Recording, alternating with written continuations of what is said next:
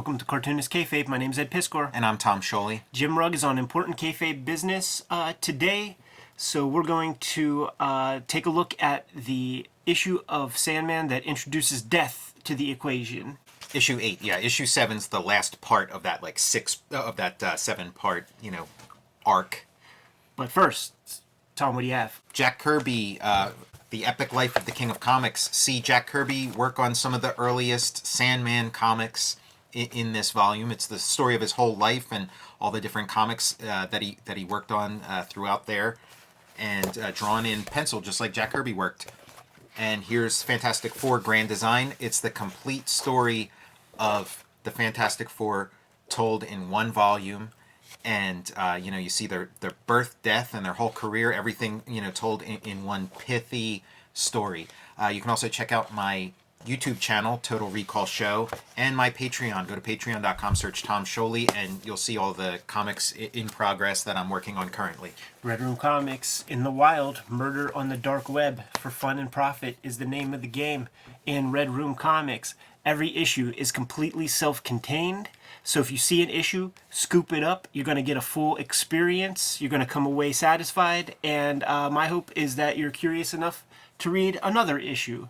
You read them all, you start to get way more understanding of the universe that I'm building here. It's a world-building exercise at the core of it, Tom.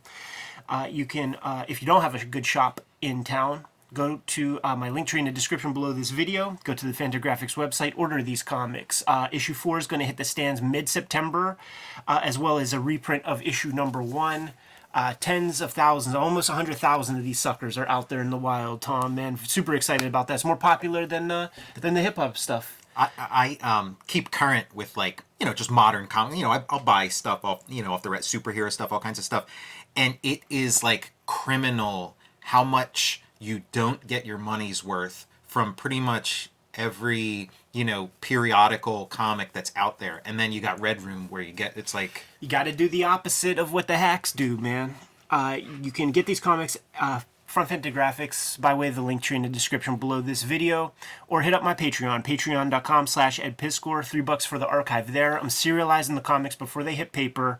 We're into the 6th issue on the Patreon as we speak. It's the Rat Queens issue, man. You get to see a full Red Room video play out from start to finish, and it's pretty hairy. No pun intended. You'll see what I mean if you see the comic. $3 for the archive there. All these links in my link tree in the description below this video. And Jimmy can't be with us at this moment. He's busy with some stuff, but hit up his Patreon, patreon.com/JimRugg. He has a lot of out-of-print material in PDF format that you can enjoy there. Hundreds and hundreds of pages of material. I think even his Octobriana process zine is like a 300-page document that people now cite as like a Bible for Kickstarter comic book production. Also grab his Street Angel Deadliest Girl Alive trade paperback collection from Image Comics that collects all of the Image Street Angel comics that are out there, rapidly approaching out-of-print status. So if you're thinking about it, pull the trigger, man, because you're not going to have another opportunity to do that. And without further ado, let's crack open our Sandmans. You, like myself, don't have the issues of Sandman. At least not these early, I have 0 issues of this comic. Oh, okay. As I was growing up, it's like you had to pick your team in middle school, high school. You couldn't be both, man. You couldn't dig KRS-One and listen to Tool or something like that. You know what I'm saying, man? So you had to pick your crew, and goth shit seemed like whiny crybaby stuff that I couldn't be any part of. I feel like I would have been torn to bits if I would have even the Crow. Kind of the Crow definitely is kind of a cool thing, but this stuff I always associated with whiny cry goth stuff. The Sandman doesn't have a gun. Right. So let's crack open issue 8. Yeah, I never committed to a subculture. But I did feel during the 90s and stuff, I did feel an affinity towards goth stuff. I never went full on, but and this was the thing of the moment. This comic is full on, baby. Wait till Yeah. you see This Dream is- and his sister together. This is the comic that launched 1,000 Goths. Yeah, it's goddamn right it did, man. With the introduction of this Death character, it was such a cool conceit to make your Grim Reaper, a skinny, frail, anemic little girl. And couldn't be more hip. Like, couldn't be cool. Like, it was like everybody's dream girl in, like, 1990 or 1989 or whatever. And if you look at the end of the previous, how clever is that for a coming up blurb? A death in the family. That's Neil Gaiman for you, man. Wordplay. So one of the things I associate with that goth mindset is kind of like an emo mentality and disposition, and boy, are we seeing a whiny. Yeah, see, goth is like pre-emo, and I feel like emo is like a retroactive recontextualizing of goth. Yeah, well said, man. Well said. I love this anemic white for the backgrounds of so much of it. Like, you see these rock structures, but you don't exactly. I mean, you see it's set in NYC with that, but it's kind of just floating in kind of like a dream space or something for a little while. I would bet that is in the script. Gaiman seems very, very detailed and thoughtful with his writing on this series. When we really see the girl start talking, she's a magical figure, poppy, bouncy, bubbly, and playing completely against your expectations. Exactly. And even I think some of the early issues, I'm not sure that Gaiman had figured out that this is what Death was going to be. I think it's kind of hinted that Death is male, even in one of the early issues, maybe the first issue. But yeah, this is complete. Like, you'd almost expect their characters to be reversed, like that she's the embodiment of dreams and whimsy, and then he's the embodiment of death. He's so grim, and no, she's the fun one. One of those great conceits, man. Like flip expectations. Yeah. 180 degrees, man, and see what you have. And see this right here. That's like the quintessential. That's just, man. I'm gonna grow my hair that way. And paint my face white. Yeah, it was. What was the band that was it? The Cure. There's like a band where like the guy looked exactly like that, and then like you have like Joy Division, all that shit. And Syd Barrett from like the earliest incarnation of Pink Floyd is kind of like the touchstone for like the sort of the generation before this, and like again like Neil Gaiman is like the Lord Dunsany of comics. And this is like full on like Lord Dunsany territory, where it would be like some completely like some concept or something is embodied in a like success or fame or whatever is like a woman in like a Lord Dunsany short story. So here it's death. This is the first interaction that we get to see with these characters, man. So we don't exactly know what the dynamic is off the bat. You have some sense with the things that she says early on, and she tells him the plot of Mary Poppins, right? And kind of gets to actually just perform a scene from Mary Poppins, and that's part of the fun of this comic too. This guy's been locked up for most of the 20th century, so now you can kind of like teach him, like he's like, hey, what's that? And then you can sort of have an info dump where you can explain like whatever concept you want to get across to him. So here he is, about to be a Debbie Downer, the thing that 70% of the readers of this stuff that as it was coming out at the time probably totally identified with. And it's page after page. It might be 3 pages of him basically highlighting everything that we read in the first 7 issues. Yeah, he gives you a recap, but it doesn't feel like exposition. He really is, and it's well written. Yeah, it's well written, and he's telling it to another character who needs to be brought up to speed. And he's kind of making sense of it, too. Like, he hasn't quite figured out what to make of what happened to him in those past 6 issues. So in the telling to his sister, he's kind of figuring out how he feels about it, and and this kind of like ennui that he's feeling of like, I had a sense of purpose. I had a goal, a quest, a mission, and now I don't. And this is kind of how the comic is from here on out. The first 7 issues are kind of like a tight story arc, and have like a quest, and he's sort of unmoored for the rest of the series. It's kind of just, he's kind of like this depressed, morose figure who doesn't know what to do with himself. And I feel like there's a little bit of autobiography in here too, because I feel like Gaiman must have run out of his plan. Like his plan is done. He had those first 7 issues planned. And he's like, oh, now what the fuck do I do? I had a purpose. I had a quest, and now I got to figure it out. And then this is where we get to the heart of what Sandman becomes. Like this is what those first 7 issues are atypical. They are not what Sandman's really about. It starts here. Yeah, well said. And the very first Sandman trade was not this trade. Like the first one that hit paperback is the next volume. Mm-hmm. That tells, I think it's the Doll's House. Well, the Doll's House one, like, I had read this first volume way after I'd read some other Sandman stuff. So this story is included in the next volume too. So it's kind of like, it's such like an important story in Sandman that it's worth including at the end of volume 1 and at the beginning of volume 2. Yeah, that's interesting. And we get to see the dynamic, man. Dream is a little brother. You got to have Death before you have Dream. So she's calling him all kinds of names after he's going on and on about all of his troubles. Yeah, and this is like the sort of goth psychology is that you're sort of like you're so terrified of death, but you convince yourself that you're not, and that you actually welcome death. And it's kind of like it's parodied in sort of like the Addams Family movies and stuff like that you welcome. But here is a death that you would want. It's like, okay, if death is like this gorgeous, hip girl, like maybe death isn't so bad after all, Right, yeah. Like you would welcome that. The Mike D artwork, man, feels very just kind of functional. One of the consequences of doing a monthly comic is that you have to be able to hit those marks, man. You got to be able to hit those deadlines. And this, I soften the focus of my eyes and I look at this, and this color would be the way the color would react on the page of like the Baxter paper, like Vertigo books that you find in the wild. And it was actually like not attractive to me.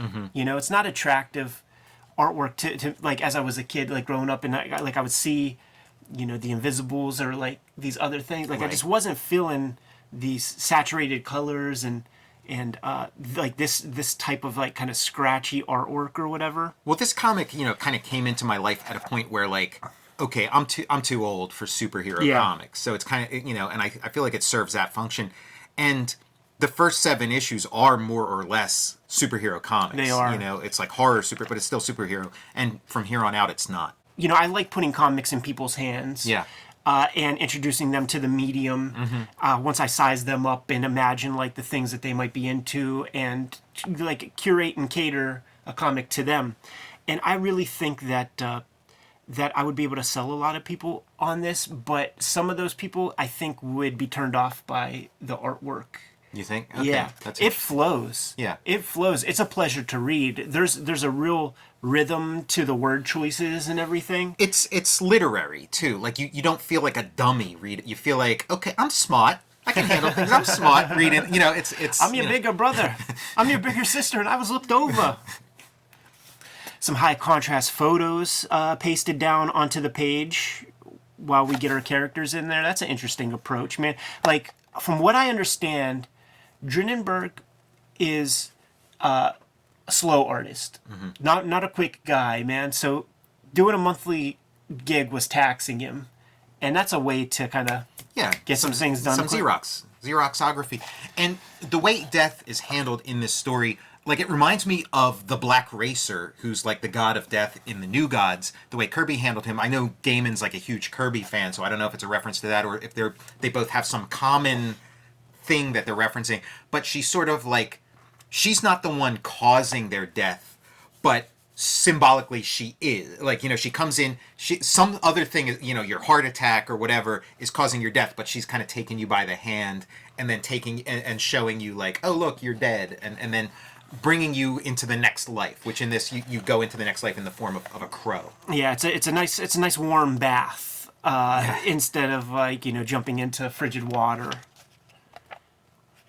Yeah, she's like hospice care, or like she's helping you like transition into this next phase of your of existence. And we see many versions of maybe 5 or 6 deaths in here, and everybody has some relationship, like some different kind of dynamic with death. There's a little fear to begin with, but they all recognize her as who she is. Like, oh no, damn, already? Yeah, and you know, like I read this at an early enough age that this comic gave me all kinds of like anxieties or whatever. Because like, okay, so you have this death here, Yeah. where it's like somebody on like a comedian getting electrocuted by. So like, that started making me afraid of like, you know, and I think of like, there's this guy from the Yardbirds or whatever who died getting electrocuted by his electric guitar. So like, I was not afraid of that stuff until I read this, and it's like, Now you said something that like the death thing like takes the form of a crow, and there's just the sound the beating of, like, of wings, right? Yeah. But I mean, like it's like now's where you find out. No, And, okay. and the way I take it is angel. Well, yeah, this. You know what? Maybe I'm retroactively reading that into that because I don't know if we see a crow, but in you know, it's funny thinking of the other Goth comics masterpiece, The Crow. But you know, in later stories, it's established that when you die, you become a crow. You become one of Odin's crows, which are become Dream's crows. But you're right. It's like in the context, if you're just reading the story, and maybe even that was What he had in Gaiman's mind. intent was angels, and then later on he thought, oh wait, what if it's crows? Yeah, I was really hoping that there would be one death where you don't hear about wings, and like what do we hear there? Oh, like that person's going someplace else. Yeah. Well, because you are being like he's established multiple different afterlives Yeah. in this comic cosmology, even up to this point and afterwards. So you might end up in hell or wherever. Yeah, But the river Styx. But this is your like you at least get to spend a little bit of time with death as you go on to your next way station. And it's your personification. Now she always shows up as the goth chick here, but the way Dream is established with other Yeah. religions, ideologies, cultures. species, even he looks different. Yeah, to Martians. Yes. He looks different. This is an unforgettable page to me. Yeah. This is the page that I always think of whenever I think of this issue. Yeah, me too. And talking about anxieties, this gave me anxiety of like, oh shit, if I have a kid and this like I'll be, oh my god, I like, so this kind of like, I was never afraid of SIDS. Before Right. I read this, I was like a teenager reading it. All of a sudden, I'm a teenager afraid of SIDS. And I was looking at this because like what we know, like a lot of like SIDS, a lot of sudden infant death syndrome cases stem from putting your baby on their belly instead of on their back. But here, she's doing everything right. She's putting the baby on the back, and it's still, obviously something else, happens. I think it's really like this dialogue bubble that makes me remember it, Sure. as opposed to just like the death of the kid, because the kid is like so articulate. What? That's all I get. This sucks. Yeah. What a bummer. Like, what a bummer. Yeah, and it is kind of like, like as a baby you can't articulate, but of course your soul is, perfectly articulate. Yeah. But yeah, no, that does, and it's a low blow. Like, of course you're gonna freak out your reader if you have like a baby die. Right. Yeah. Like it's a cheap heat. Perfectly in line. So we're just death after death after death. They're there, and he's kind of, because he's purposeless at this moment. Yeah. He's kind of in an in-between phase. He's just kind of hanging out. He's riding shotgun.